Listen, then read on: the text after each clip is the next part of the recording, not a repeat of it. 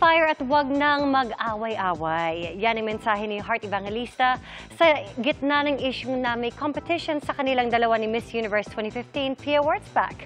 Wala raw silang problema ni Pia na iniwanan pa niya ng message. Makichika kay Nelson Canlas.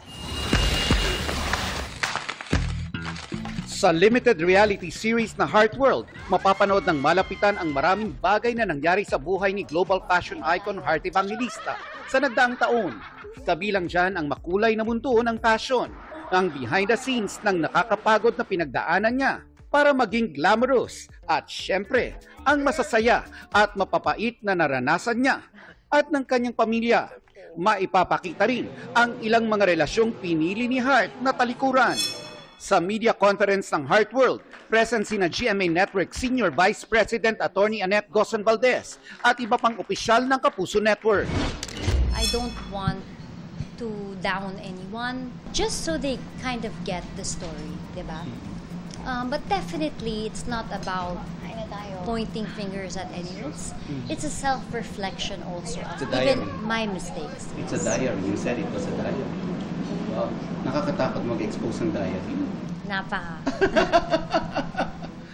Sa one-on-one interview sa Kapuso Global Fashion Icon, sinagot niya sa kauna-unahang pagkakataon ang ilang may init na usapin sa social media. Partikular na ang estado nila ng kanyang mga nakasama sa Paris ng maraming taon, ang kanyang dating glam team. Nasasaktan pa rin daw siya pero napag-aralan na niyang mag-move on. I don't hate anyone because I believe in love. You know, I really truly believe in love. And I feel like even like for me being vulnerable, for me being angry is because I just love very passionately. You're human. Yes, and I would like to fight for everybody in my life. Siguro ganito na lang yun. Kasi mababaliw ako kakaisip. Ang tatandaan ko na lang is yung mga taong minahal ko ng mga time. Yun lang. Di ko isipin kung ano talaga sila o ano sila ngayon. Hindi ko binabasa kung ano man yung mga nasasabi online. But I will try to cherish the times that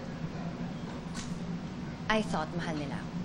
I have to learn to slowly unlove people. And that's painful for me. Nang mapag-usapan si Miss Universe 2015 Pia Wurtzbach na active rin sa mga fashion events. Once and for all.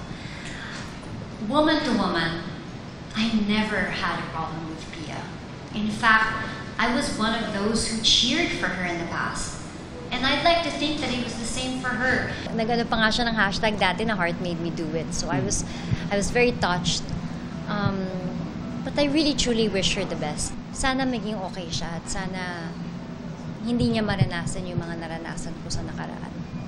Ang mensahe ni Heart, ceasefire na raw dahil mas marami ang nasasaktan kapag pinag-aaway sila ng mga tao. At sana ganun na lang. Supportahan na lang nila. Let's both, parang I'll stay on my lane. Let everybody just do their thing. And huwag na silang mag-away-away.